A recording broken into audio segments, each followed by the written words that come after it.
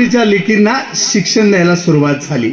तीच ज्ञानगंगा, तीच गोष्ट परत परत परत परत चक्र फिरत असताना परत 1989 ला गजानन महाराज शिक्षण संस्थेची स्थापना झाली आणि त्या स्थापनेनं पुन्हा एकदा शिक्षण महर्षी विलास सरांनी आपल्या ज्ञानविलासेतून एक सुंदर असं रोपटं लावलं.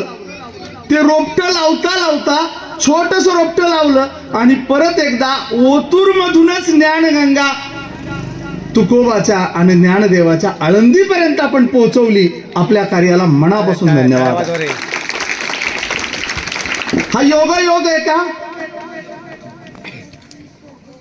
खऱ्या अर्थानं विलास सरांनी गोरगरिबांच्या लेकरांना, कष्टकऱ्यांच्या मुलांना शिकवावं हा विचार मांडला.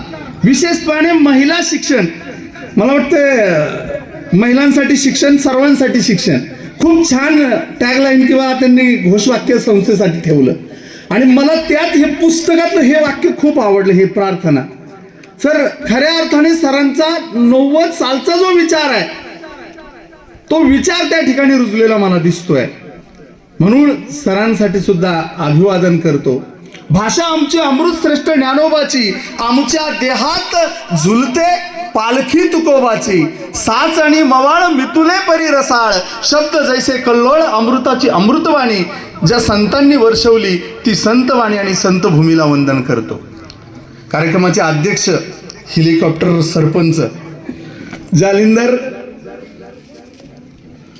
घागरे साहेब, आंबी तुम्हाला खूप सुंदर. त्यानंतर ज्यांच्या समेत बसण्याचा योग आला ते आदरणीय श्री हरिशेठ तांबे, संस्थेचे उपाध्यक्ष. त्याचप्रमाणे विघ्नर सहकारी साखर कारखान्याच्या संचालिका आदरणीय नीलमताई तांबे. वैभव सरांच्या संदर्भाने बोलायचं झालं तर विलास सरांनी रोपटं लावलं. त्या रोपट्याला विशाल बनवण्याचं विशाल सेठ यांनी काम केलं आणि त्या रोपट्याचं किंवा त्या ज्ञानगंगेला खऱ्या अर्थानं समृद्ध बनवण्याचं आणि वैभवशाली आपल्या कल्पनेतून बनवण्याचं काम करत आहेत ते संस्थेचे मानद सचिव आदरणीय वैभव सेठ तांबे आणि व्यासपीठावर विराजमान असणारी सर्वच मान्यवर मंडळी आणि तुम्ही विद्यार्थी मित्र हो. सांगेल काही भव्य दिव्य ऐसा मी नव्हे, तो गुरुवर यांचा मान, तितकी पायरी माझी नव्हे. त्या पायरीलाही वंदन करतो या गुरुभूमीमध्ये आणि माझ्या विचारांकडे वळतो.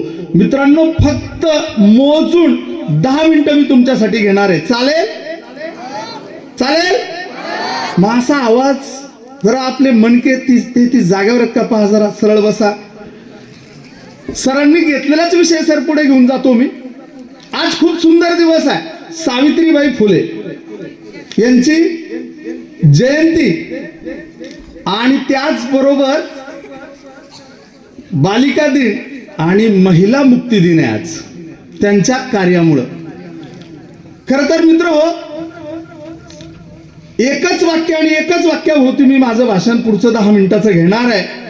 ठरवून जगला पाहिजे, ठरवून जगता आलं पाहिजे. आता तुम्ही म्हणाल ठरवून कसं जगायचं? व्यासपीठावर विराजमान असणाऱ्या मान्यवरांना जरी विचारलं, आंबानी तरी ठरवून जगू शकतो का? सांगून मिळत नाही तो जन्म, जाणून मिळत नाही तो जन्म आणि मागून मिळत नाही तो मृत्यू. पातळ पापुद्र्या एवढी कांद्यासारखी पातळ त्वचा पांघरून आपण जगतो. 120च्या स्पीडनी रस्त्यावर चालतो आणि सुखरूप घरी येतो सरपंच साहेब आणि ठेच लागून सहज मरतो. काय आपल्या हातात? जन्मही आपल्या हातात नाही, मृत्यूही आपल्या हातात नाही. कोण बरे हा सूत्रधार, ही क्षुद्र बाहुली करी निर्माण, बेताल नाचवी. कोण बरे हा सूत्रधार? काहीच कळत नाही आपल्याला या जिंदगीमध्ये आणि मग आपण म्हणतो आपल्या हातात काहीच नाही, फक्त चलती का नाम गाडी. गाडी का हेलिकॉप्टर? गाडी. मग त्या चलती का नाम गाडी आपण करत असतो. पण तरी सुद्धा मित्र हो, अशी काही उदाहरणं मी तुम्हाला सांगेल का त्यांनी आयुष्याला ठरवून दिशा दिली, आयुष्याचं खऱ्या अर्थानं सार्थक केलं. सरांनी करंदीकरांची सुंदर कविता सांगितली. काय सांगितली? असे जगावे दुनियेमध्ये, आव्हानाला लावून अत्तर, नजर रोखणी नजरेमध्ये, आयुष्याला द्यावे उत्तर. आणि ते उत्तर देण्याचं काम त्यांनी केलं. या भारतीय संस्कृतीत 2 सावित्री फार फेमस आहेत.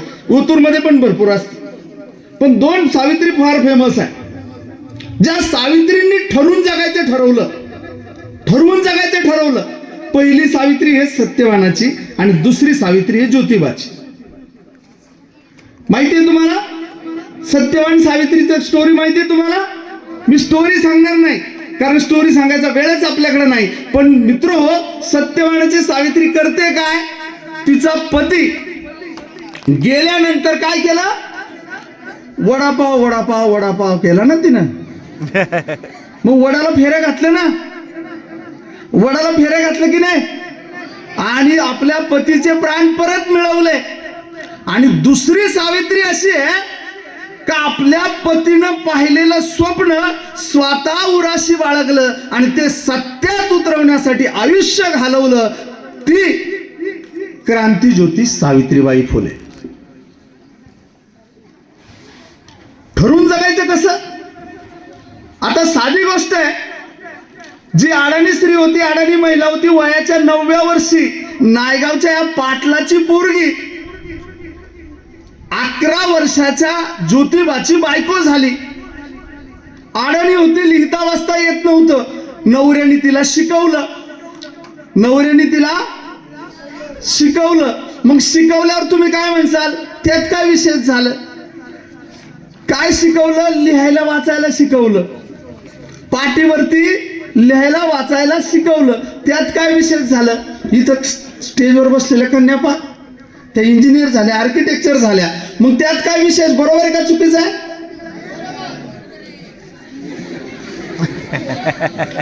बरोबर आहे, विशेष काहीच नाही ना.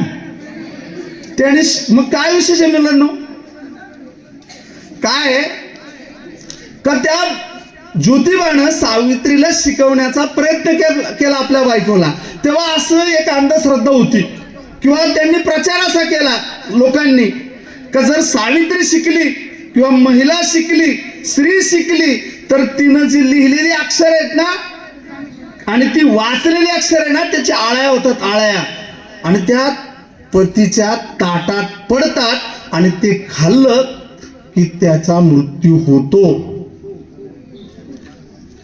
तुम्हाला पटत नाही काय? तुम्हाला पटत नाही ना? वस्तुस्थिती तशीच होते. आणि म्हणून तर आज सावित्रीची पूजा होती. वस्तुस्थिती तशीच होती, कारण पावलोपावली या जोडप्याला खऱ्या अर्थानं अडचणींचा सामना करावा लागला. वैभव सर, मला पण मान मिळाला आज ज्योतिबाच्या शेजारी बसण्याचा. मला मान मिळाला त्यांच्या सोबत बसण्याचा. पण मी तुमचा आवर्जून उदाहरण सांगतो. हे काय नेमकी काय होतं? काळच तसा होता. खरं तर स्त्री जन्माला आली, आज मुक्तीदिन म्हणून सांगतोय का स्त्री जन्माला आली हे सुद्धा अवघड गोष्ट होती. स्त्री जन्माला आली तर बाल हत्या व्हायची. आज आपण त्याच्या पुढची स्टेप गाठली, भ्रूण हत्या करत गेलो. बरोबर? आपण भ्रूण हत्या करतोय, त्यावेळेस स्त्री जन्माला आली तर बाल हत्या व्हायची, आणि नाहीच बाल हत्या केली तर 9 वर्षाची नवरी आणि 90 वर्षाचा नवरदेव, बालविवाह, आणि त्याच्यावर तांदूळ टाकणारा आपला सुसंस्कृत समाज होता. 9 वर्षाची नवरी आणि 90 वर्षाचा नवरदेव. आता 90 वर्षाचा नवरदेव कधीतरी पुचकणारच. पुचकला तर ढोल ताशांच्या गजरामध्ये त्याची मयत निघायची आणि त्याच्या सोबत त्याची पत्नी सती जायची.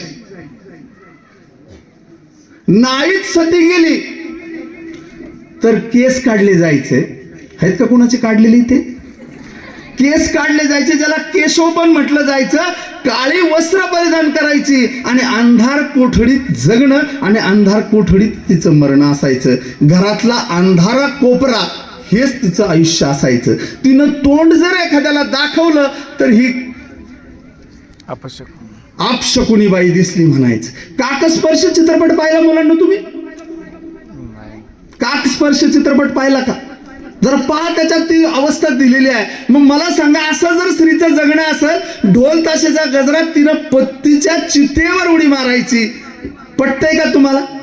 एवढ्या अनिष्ट रूढी परंपरांचा सामना करण्याचं धाडस पहिल्यांदा या मातीत कुणी दाखवलं असेल तर ते ज्योतिबा फुले यांनी दाखवलं. आणि ते धाडस खऱ्या अर्थानं त्या धाडसाला परिपूर्ण पाठिंबा ज्यांनी दिला ती म्हणजे सावित्रीबाई. खऱ्या अर्थानं पतिव्रता जिनं आपल्या नवऱ्याला पूर्ण पाठिंबा दिला. तो पाठिंबा जर तिनं दिला नसता तर काय झालं असतं. आज आपण म्हणतो ज्योतिबांनी ज्ञानाची शिदोरी जगापर्यंत पोहोचवली. सर्व साक्षी जगतपती त्याला नकोची मध्यस्थी. परमेश्वर हा एकच आहे आणि त्याचा खऱ्या अर्थाने आपण पूजा केली पाहिजे. तो निर्मिक आहे. पण हा विचार ज्योतिबाचा ओतूर पर्यंत पोहोचवण्याचं काम त्या महिलेनं केलं. ती सावित्री आहे. आणि म्हणून जाणीवपूर्वक सांगतो मित्र हो का सावित्री शिकली ती त्यासाठीच शिकली. शिकल्यानंतर झालं काय तुम्हाला स्टोरी माहितीच आहे. सेंदगड गोटे तिच्या वाट्याला आले. दुसरं लुगडं घेऊन जायची आणि जाताना एका साडीवर दुसरा. मग ही जर हाल अपेक्षा असेल तर तुम्ही म्हणलं विशेष काय स्त्री शिक्षणाचा. पण आज तुम्ही जे शिकताय ना मित्र हो कधीतरी सावित्रीबाई फुले वाचली का तुम्ही. सावित्रीबाई फुले वाचली का तुम्ही. माझं असं म्हणणं आहे का तुम्ही हात वर करा जरा किती जणांनी सावित्रीबाई फुलेंना वाचलं. काळ बदललाय. काळ बदललाय. वाचन असल्याशिवाय तुम्ही पुढे जाऊ शकत नाही. विलास सरांसारखा एक सामान्य शिक्षक माणूस ज्याला वाचनाची आवड होती, लिहिण्याची आवड होती, समाजाची आवड होती, शिक्षणाची आवड होती म्हणून ही संस्था उभी राहिली. तुम्हाला उद्या उभं राहायचं असेल मी काय सांगितलं की ठरवून जगा. पण तुम्ही ठरवून जगायचं ठरवलं तर वाचण्याशिवाय, लिहिण्याशिवाय, साक्षर झाल्याशिवाय, सुशिक्षित झाल्याशिवाय, शिक्षण घेतल्याशिवाय तुम्ही उभे राहू शकता नाही. तुम्ही उभे राहू शकता. मग तुमचं ध्येय काय. असाच एक पोरगा होता आणि त्याला शिक्षकांनी प्रश्न विचारला. ए लक्ष द्या प्रश्न विचारतो मी तुम्हाला. तसा प्रश्न विचारला. पोरांनो उद्या भविष्यात तुम्ही काय होणार. पोरांनो उद्या भविष्यात तुम्ही काय होणार. इकडली पोरगी उभी राहिली ती म्हणली मी डॉक्टर होणार. तिकडली पोरगी उभी राहिली ती म्हणली मी इंजिनियर होणार. मागची पोरगी उभी राहिली ती म्हणली मी ऐश्वर्या राय होणार. तिकडला पोरगा उभा राहिला म्हणला मी शाहरुख खान होणार. असं वेगवेगळं सांगू लागला. पण मागचा एक पोरगा खूप हुशार होता जो तिकडं पाहत होता. तो पटकन सरांनी विचारला उभा राहिला आणि म्हणला सर मी म्हातारा होणार. सर म्हटले हा पोरग तो हुशार आहे. हे पोरग तो हुशार आहे पण असं उत्तर काय देत आहे. सर म्हटले तू असं उत्तर का दिलं. म्हणला ती पोरगी म्हणती डॉक्टर होणार आहे. पण डॉक्टर होता होता मध्येच गेली तर. ती ऐश्वर्या राय चित्रपटाचं शूटिंग होऊन प्रदर्शित व्हायच्या आत गेली तर. पण म्हणलं हे सगळं मी होईल पण माझं शरीर मजबूत राहिलं ना तर मी काहीही करू शकतो. मी ठरवलंय मला पैलवान व्हायचं. म्हणून म्हणलं पैलवान झालं तर मी म्हातारा होऊ शकतो. म्हणजे काय का ठरवून जगलं पाहिजे. ठरवून. आता स्टिंग पिऊन कुठं आपली तब्येत होईल का. होईल का. एनर्जी ड्रिंक येते किती जण घेतो पेतात सांगा बरं मला तुम्ही. जरा हात वर करा. एनर्जी ड्रिंक पिलीच पाहिजे राव. सर ही बॉटल आल्यापासून प्रचार करतो बरं का मी हिचा. किती जण हात वर करा जरा. सगळेच पितात माझ्या सहित मला माहिती आहे. जरा हात वर करा. अरे आपण ठरवून जगायचं असेल तर खरं बोलूनच जगलं पाहिजे. सावित्रीबाईंनी शिकवलं ना. काय शिकवलं. नेहमी हात वर करा. तुमचाच हात वर करा. दुसऱ्याच्या नाकात घालू नका. काय काय लिहिलं त्या बॉटलवर माहिती आहे. स्टिंग असू द्या नाहीतर मार्केटमध्ये आलेली कोणतीही बॉटल असू द्या बघा चौकोनी ते गोल डबड पण आहे. आपण सगळेजण पितो ते. आपण म्हणजे तुम्ही वरातीत असू द्या, कार्यक्रमात असू द्या, यात्रेत असू द्या, कुठेही जा. लहान मुलं सुद्धा पितात. पण त्याच्यावर लिहिलेलं आहे मुलांना आणि गरोदर मातांना हानिकारक. मला सांगा आज स्त्री मुक्ती दिली म्हणून जाणीवपूर्वक उदाहरण सांगतोय का हे स्टिंग जर एनर्जी द्यायचं असेल तर काजू बदामची गरज आहे का आपल्याला. काय पिलं पाहिजे पोरांनो. मग हे लक्षात घ्या, त्याच्यासारखी घातक गोष्ट नाही. म्हणून आपल्या मुलांची अवस्था तशी झाली आहे. ऐन विशीतच दिसू लागली बरगडी, तोंडाची झाली दुराडी, शरीराची झाली नासाडी. आपलं शरीर मजबूत असलं पाहिजे आणि म्हणून लहूची वस्तादाच्या तालमीत जाणारा पैलवान म्हणजे महात्मा ज्योतिबा फुले होता. शरीर सुदृढ बनलं पाहिजे. केवळ शिक्षणच नव्हे तर शिक्षणाबरोबर शरीर सुद्धा तुमच्या सोबत असलं पाहिजे, तेव्हा तुम्हाला ठरवून जगता येईल मित्रो. आणि गरिबी असू द्या, परिस्थिती असू द्या, तुम्हाला कधीच अडसर येणार नाही. असंच एक व्यक्तिमत्व होतं. कर्मवीर भाऊरावांच्या संस्थेत काम करत होतं, शिकत होतं आणि कमवा शिका करता करता कर्मवीर भाऊराव पाटलांच्या संस्थेत शिकता शिकता त्यांच्या वडिलांचा तो अनुभव सांगू लागला. अनुभव सांगता सांगता वडील सांगत होते, वडील अडाणी होते आणि ते दुसऱ्याच्या घरी काम करायला जायचे. गावात एकच मास्तर होता आणि तो मास्तर, हे शिक्षकांचं गाव आहे पण त्या गावात एकच शिक्षक होता आणि तो शिक्षक काय करायचा, कुणी माणूस आला त्यावेळेस पत्र सुद्धा दुसरे वाचायची आणि मग तो काय करू लागला, पत्र वाचायला माणूस आला का त्याच्याकडून काम करून घेऊ लागला. काम करून घ्यायचं. मग यांचा हा जो मुलगा होता त्यांचे वडील ते गेले आणि पत्र वाचायला सांगितलं. ते म्हणले, रामजी असं कर, पत्र मी वाचतो तोपर्यंत इकडे जे सरपण पडले तेवढं फोड. हा सरपण फोडायला लागला आणि फोडल्यानंतर गुरुजींना म्हणला, गुरुजी आता तरी पत्र वाचा. गुरुजी म्हणले, काही नाही, तुझी बहीण राहते ना मुंबईला. म्हणला, हा. म्हणला, कामाला गेली तिचा नवरा, तिचं निधन झालंय. त्याच्या डोळ्यातून घळघळ अश्रू वाहत होत्या आणि हे त्याचा मुलगा ऐकत होता. तो बाप आपल्याला ही स्टोरी सांगत होता का माझ्या बापाची अवस्था काय, तर बहीण मेली आणि दुसरा माणूस सरपण फोडून घेऊन देतोय. का माझ्या बापाची अवस्था, कारण माझा बाप शिकला नाही आणि म्हणून त्यानं खुणगाठ बांधली, मनाशी निश्चय केला, मी ठरवून जगेल आणि मी उत्तम असा शिकेल. तो माणूस औरंगाबाद विद्यापीठाचा प्राचार्य झाला, कुलगुरू झाला आणि शंकरराव खरात म्हणून साहित्य क्षेत्रामध्ये साहित्य मेरू म्हणून नावाजला गेला. ठरवून जगल्यावर काय होतं मित्र, ठरवून जगलं पाहिजे आणि ठरवून जगल्याशिवाय काहीच होत नाही. तुमच्यासारखा एक मुलगा होता, असाच वर्गात बसला होता आणि 10वीत 40% पास झाला होता. 40% पास झाल्यानंतर शिक्षकांनी सांगितलं, अरे तू अभ्यास करीत जा. आई वडील म्हणले, अरे तू शिकत जा. आई वडील म्हटले, आता हे 40%वर तुला नेमकी कुठे घालू. तरी पण बापाची इच्छा होती, तू काहीतरी डॉक्टर इंजिनियर हो. आणि बापाने त्याला सायन्सला ऍडमिशन घ्यायला सांगितलं. याची इच्छा नसताना वडिलांची इच्छा म्हणून त्यानं सायन्सला ऍडमिशन घेतलं. 11वीत 40% परत पडले. 11वीत 40% पडले आणि 12वीचा पहिला दुसराच दिवस होता. एक शिक्षिका वर्गात शिकवायला आली आणि त्यांनी फळ्यावर लिहिलं S2 SO4. What is mean by this compound, असा प्रश्न त्या मुलाला विचारला आणि त्याला सांगितलं, उभा राहून सांग. तो म्हणला, what is mean by this compound. हा प्रश्नाचं उत्तर काय म्हटला, माय नेम इज विजय कुमार फड. तो म्हणला, माय नेम इज विजय कुमार फड. खाटक्यात फडफड टेकावली आणि वर्गाच्या बाहेर काढला. परत सायन्सच्या वर्गात येऊ नको, तुला इंग्रजी कळत नाही, तू काय सायन्स शिकणार. बापाने विनंती केली आणि शाळेनं 60 मुलं असताना सुद्धा 61वा नंबर म्हणून कॉमर्सला ऍडमिशन दिलं. 12वीला कॉमर्सला बसल्यानंतर चाचणी पहिली झाली. चाचणी पहिली झाल्यानंतर 60 मुलं सगळ्यांचे पेपर वाटून टाकले, मार्क्स पण सांगितले शिक्षकाने आणि 61वा पेपर होता आणि वर्गात 61वा नंबर म्हणून हे पोरग फेमस होतं. 61वा नंबर होता. पेपर हातात घेतला आणि सरांनी सांगायला सुरुवात केली. इथं डुंबरे सर कोण होते, सांगतात तसं सांगायला सुरुवात केली. त्यांनी मार्क्स नाही सांगितले का तुमचे, सांगितले ना.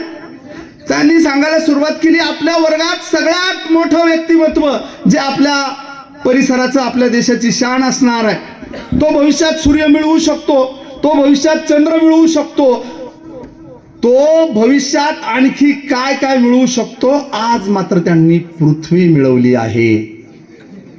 आज मात्र त्यांनी काय मिळवली आहे, म्हणजे 0. 0 मार्क्स मिळवले. सरांचं ते बोलणं त्याच्या मनात लागलं आणि ठरवलं आज ज्या सरांनी आपला अपमान केला भविष्यात त्या सरांना मी काय आहे हे नक्की दाखवून देईल. आणि असा विचार खुणगाट मनाशी बाळगली आणि त्यांनी ठरवलं आज मला ठरवून जगायचंय. आणि त्यानंतर मित्र त्या काळात सर असं व्हायचं का 12वीची परीक्षा आली का फॉर्म भरायला जायचं, भरत्या वेळेस सराव परीक्षेचे मार्क्स धरले जायचे. आणि सराव परीक्षेचे मार्क्स धरताना जो पोरग नापास असेल त्याचा फॉर्म भरला जात नसे. आपला निकाल कशाला पाडायचा, आपला निकाल कशाला पाडायचा. आणि म्हणून त्याने काय ठरवलं जर मला फॉर्म भरता नाही आला तर माझे घरचे माझी खरडपट्टी करतील. आणि म्हणून त्याने अभ्यास करायचा ठरवला. परीक्षा झाली, सराव परीक्षा, एकेकाचा पेपर दिला. सर चष्म्यावाले होते. 61 ऐवजी वाचण्याऐवजी 16 वाचला आणि 16 ऐवजी 61 वाचला. 61 नंबरचा पेपर 16 नंबरचा पेपर म्हणून त्याच्या हातात दिला. मार्क सांगितले 73. हा म्हणला सर माझा पेपर नाही हा. तो म्हणला गप जास्त शहाणा झाला का. म्हणून त्याने त्याला बरंच गप बसवलं त्या शिक्षकानं. त्याच्यानंतर पुढचा 17, 18 सगळे नंबर वाचून झाले आणि सरांनी एक पेपर हातात ठेवला. जशी पोरगी हुशार होती ना एक यांच्यासारखी, तसे त्या पेपर मॅडमला विश्वास होता, धमाले मॅडमला, का ही पोरगीच पहिली आणि हिचाच पेपर आहे. तसं त्या शिक्षकाचं होतं हा पेपर याच कन्याचा आहे कारण ही कन्या म्हणजे या शाळेचं वैभव आहे. आणि असा पेपर हातात घेतला आणि पेपर कुणाचा असेल बरं मित्र, असं म्हणत त्यांनी सांगितलं मुलांनो या पेपरला 93 मार्क्स पडलेले आहेत आणि या कन्येचं आपण जोरात टाळ्या वाजून स्वागत करूया. मार्क्स पडले 93 मार्क्स पडल्यानंतर तिनं पेपर हातात घेतला आणि मग सांगितलं सर हा माझा पेपर नाही, सर हा माझा पेपर नाही. तेव्हा मग तो परत मुलगा बोलला तो पेपर माझा आहे हा तिचा आहे. ते सर खालीवर खालीवर त्याच्या चेहऱ्याकडे पाहत बसले आणि रागानेच त्याला बोलवलं धर पेपर. पेपर हातात घेतला, त्यानं पेपर पाहिला आणि सर त्याच्या पेपर का पाहतायत, त्याच्याकडे पाहतायत, त्याच्याकडे पाहतायत, परत पेपर का पाहतायत. म्हणले झालंच कसं. सर म्हटले कुणाचं बघून लिहिलं. सर काय म्हटले कुणाचं बघून लिहिलं. थोडासा अभ्यास केला, थोडस ज्ञान आलं तर हिंमत वाढते, आत्मविश्वास वाढतो आणि विचार सुचतात. आणि पेपर का बघून सरांना म्हटला सर अहो बघून लिहायचा प्रश्न येतोच कुठं, 93 कुणाला पडलेत. बघून लिहिण्याचा प्रश्न येतोच कुठं, 93 कुणाला पडलेत. आणि पेपर पाहिला बरोबर सर पण विचार करू लागले मित्र हो हा 93 मार्क्स पाडणारा माणूस ज्याला 10वीला 40% होते, 11वीला 40% होते, तो माणूस आज भारताचा IAS अधिकारी आहे, विजय कुमार फड. ठरवून जगलं का काय होतं, आपण कसं जगतो.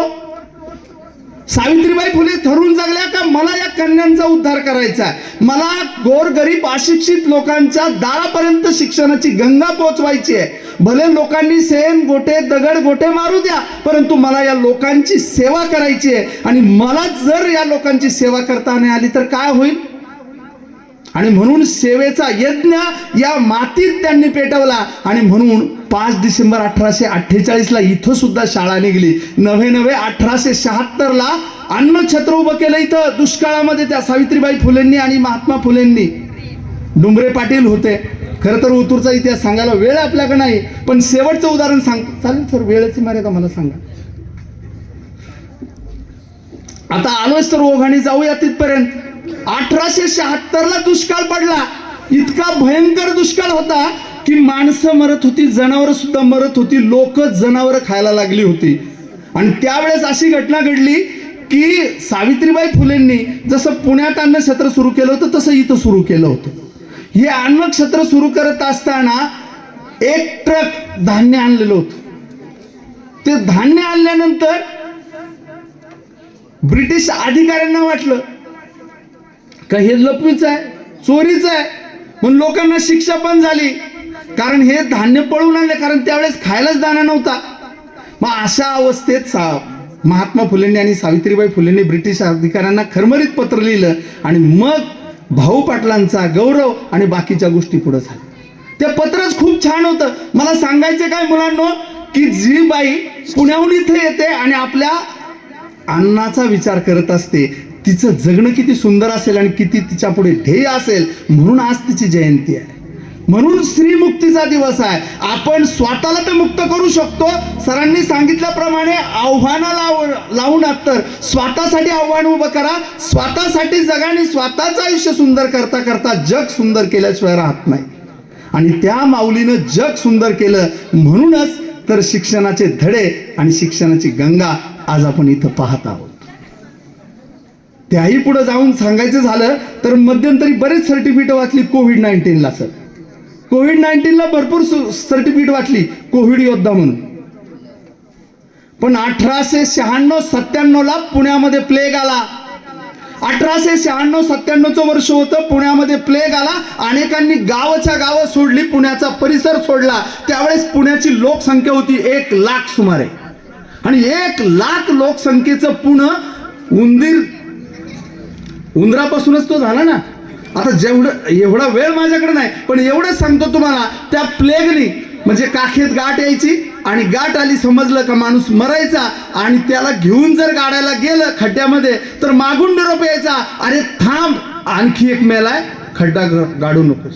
एवढी अवस्था बेकार होती. जशी करोनात शेजारी बायको नवरा भाऊ बहीण कुणीच कुणाला खेटत, संसर्गजन्य रोग होता. आणि अशाच प्रकारचा रोग प्लेग, कारण करोना आल्यानंतर प्लेगची आठवण झाली. मित्र, सावित्रीबाई फुले जिनं कमरेला पदर खोचला, जिचा नवरा अगोदरच गेला होता आणि जिचा पोरगा जो तिनं दत्तक घेतला होता तो मिलिटरी हॉस्पिटलमध्ये डॉक्टर होता, त्याला फोन केला, त्याला बोलून घेतलं पत्राद्वारे. त्यावेळेस फोन नव्हता, पत्राद्वारे बोलून घेतलं, इथं लोक तुझी गरज आहे, मिलिटरी हॉस्पिटलपेक्षा या लोकांना उपचाराची गरज आहे. मला सांगा, एवढा भयानक खतरनाक संसर्गजन्य रोग असताना ती माऊली म्हणते, जगजग तू माझ्या जीवा, तुझं जगणं मोलाचं, धरित्रीच्या रे तोलाचं. इथं दुःखच किती मोठं आहे. थांबला न सूर्य कधी थांबली न धारा, अश्रूंच्या बंडाचा इथे पेटला निखारा.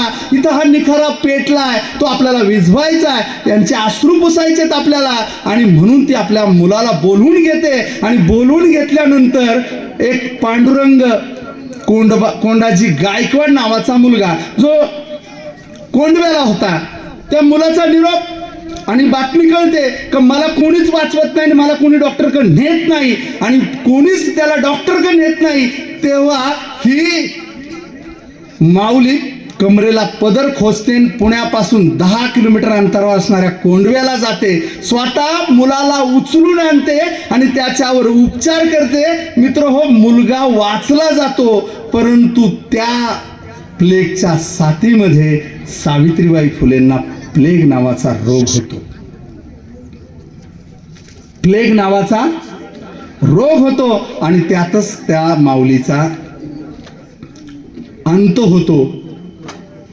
खऱ्या अर्थानं मला सांगायचं तेच का त्या माऊलीनं ठरवलं होतं, जगायचंय मला समाजासाठी, मरायचंय मला समाजासाठी. कारण तिच्या पतीने स्वप्न दिलं होतं, तिला ठरवून जगायचं होतं. तिला कोणासाठी? या समाजासाठी. मी तुम्हाला एकच सांगतो की या जगामध्ये आपण ठरवलं तर काही करू शकतो, ठरवलं तर काही करू शकतो. बिंदू मात्र मी क्षुद्र खरोखर, परी जिंकले सातही सागर, क्षितिजा पुढते पुढेच माझी धाव, माणूस माझे नाव, माणूस माझे नाव, 10 दिशांच्या पुढेच माझी धाव. आपण ठरवलं ना तर नक्की करू शकतो. 1 मिनिटाचं उदाहरण सांगतो आणि थांबतो. एक नांदेड किनवट गावाचा मुलगा होता, नांदेड किनवट मधला मुलगा. जन्म झाला, उंची फक्त एवढीच, 1.5 फुटाची उंची, पाय एवढे आणि हातही एवढेच. ज्याला पेन धरता येत नाही, तुमच्यासाठी सांगतोय मुलांनो, की ज्या माणसाला बोटच नाही त्या माणसाचा जन्म झाला आणि आई वडील चिंताग्रस्त होते. त्यांनी ठरवलं घरापासून 1-1.5 किलोमीटर शाळा. आजी उचलायची आणि त्याला शाळेत नेऊन टाकायची. आजी उचलायची आणि शाळेत नेऊन टाकायची. का टाकायची?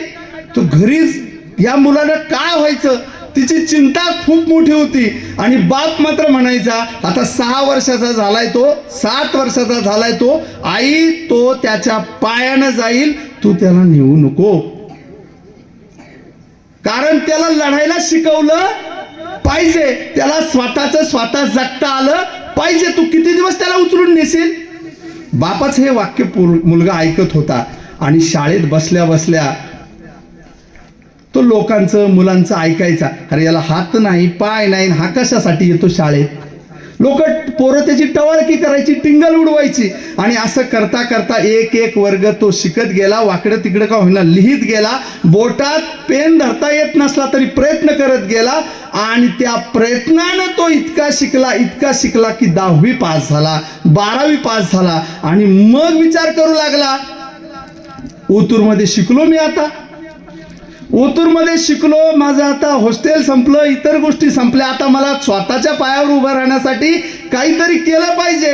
हा पोरगा डॉक्टर होईल, इंजिनियर होईल, मग मला हे काम करता येईल का? मला असलं काहीच जमणार नाही. मला एकच काम करावं लागेल, एखाद्या खुर्चीवर बसून दुसऱ्याला काम सांगावं लागेल. आणि असं काही मला होता येईल का? आणि हे त्याने मनाशी खुणगाठ बांधली आणि ठरवलं मला साहेबच व्हायचंय. आणि MPSC परीक्षा द्यायला सुरुवात केली, स्पर्धा परीक्षा.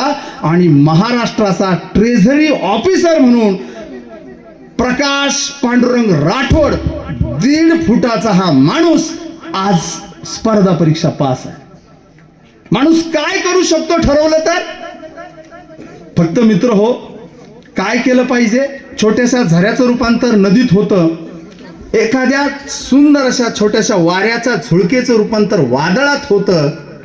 तसं आपल्यातून फक्त आतून ऊर्जा आली पाहिजे. अंड आहे ना, अंड माहिती आहे तुम्हाला? खाल्ले का तुम्ही? आतून फुटल्यावर काय होतं आणि बाहेरून फुटल्यावर काय होतं बरं? आतून फुटल्यावर एक सुंदर अशा पिल्लाचा जन्म होतो. आणि बाहेरून फुटलं ना त्याचे आमलेट होत. आपण ठरवलं पाहिजे बाहेरून फुटायचे का आतून फुटायचे. आज सुंदर असं भाषण सरांनी केलं, ही कार्यक्रम त्यासाठीच आहे का आपण ठरवलं पाहिजे का आपल्याला आतून आपली ऊर्जा मिळाली पाहिजे. केवळ रॉकेल टाकून पेटलं जात नाही, धग आतून यावी लागते, रग आतून यावी लागते. तेव्हा काळीच चिरणं काय असतं समजतं मित्र हो. ते काळीच चिरलं पाहिजे. कुणीतरी आपल्यासाठी झटतंय, कुणीतरी आपल्यासाठी प्रयत्न करतंय, कुणीतरी ही संस्था उभी करून आपल्याला शिकवण्याचं काम करतंय. आपल्या गुरुजीवर आपला विश्वास असला पाहिजे, आपल्या विचारांवर आपला विश्वास असला पाहिजे. आणि हा विचार जोपर्यंत तुमच्यापर्यंत पोहोचत नाही तोपर्यंत तुम्ही लढण्यास पात्र ठरू शकत नाही. आपल्या आईवडिलांनी त्यासाठीच घडवण्याचा प्रयत्न आपल्याला केला, शिक्षकांनी त्यासाठीच घडवण्याचा प्रयत्न केला. असंच एक मांजर होतं आणि घरामध्ये शिंक, माहिती का शिंक? त्या शिंक्यावर लोण्याचा गोळा होता आणि तो मांजर त्या गोळ्यावर लक्ष देऊन होता, बोकाच होता तो. आज मिळेल उद्या मिळेल असा प्रयत्न तो करत होता. आणि त्या गोळ्यावर लक्ष ठेवलेलं हे मांजर किंवा बोका तो दररोज म्हणायचा आज तरी मिळेल, उद्या तरी मिळेल. पण एक दिवस झालं काय, त्याचा मालक आला, घराचा दरवाजा उघडला, वाऱ्याची झुळूक आली आणि 8 दिवस वाट पाहत असणाऱ्या मांजराला संधी चालून आली. तो लोण्याचा गोळा खाली पडला. वाऱ्याच्या झुळकेने खाली पडल्यानंतर ते मांजर तिथपर्यंत गेलं आणि मांजर तिथपर्यंत गेल्यानंतर त्याने पाहिलं हा लोण्याचा गोळा नसून ज्याचा मी 8 दिवस खाण्याची वाट पाहतो तो कापसाचा बोळा होता. तो कापसाचा बोळा होता आणि तो कापसाचा बोळा पाहिल्यानंतर मांजराने तिथंच प्राण सोडला. मित्र हो, तो मांजर म्हणजे आपले शिक्षक आहे, ते मांजर म्हणजे आपले आई वडील आहेत. त्या मांजरांची तगमग त्या लोण्याच्या गोळ्याकडे, कोणत्या? तुमच्यासारख्या लोण्याच्या गोळ्याकडे. मग तुम्हाला लोण्याचा गोळा बनायचंय का कापसाचा बोळा बनायचंय हे तुम्ही ठरवलं पाहिजे, बरोबर की नाही? तुम्ही ठरवलं पाहिजे की नको?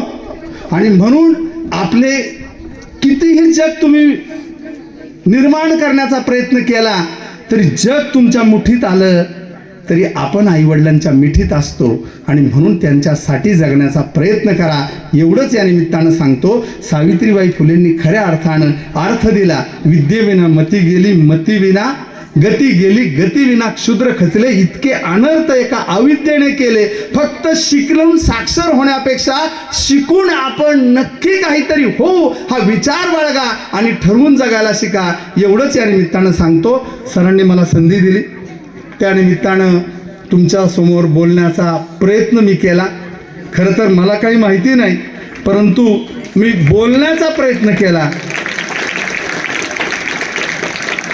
तुमच्या टाळ्या सुद्धा माझ्या लक्षात येत आहेत, कारण मला माहिती आहे. हा, धन्याचा तो माल फोडिले भांडार, मी तो हमाल भारवाही, हा जगद्गुरु तुकोरामांच्या अभंगानं मी माझ्या कल्पनेच्या कोयनेला बाण घालतो. कारण फक्त टला ट लावूनच आपण बोलतो, कारण सगळी ज्ञानच त्यांचं आहे. आपण फक्त टला ट लावत असतो, पण त्या ट मध्ये सुद्धा आपला टरबूज आणि आपल्या आयुष्याचा आकार आहे, तो एवढा लक्षात घ्या, एवढंच मी या निमित्तानं सांगतो आणि सर्वांची रजा घेतो. धन्यवाद. धन्यवाद कोरडे साहेब.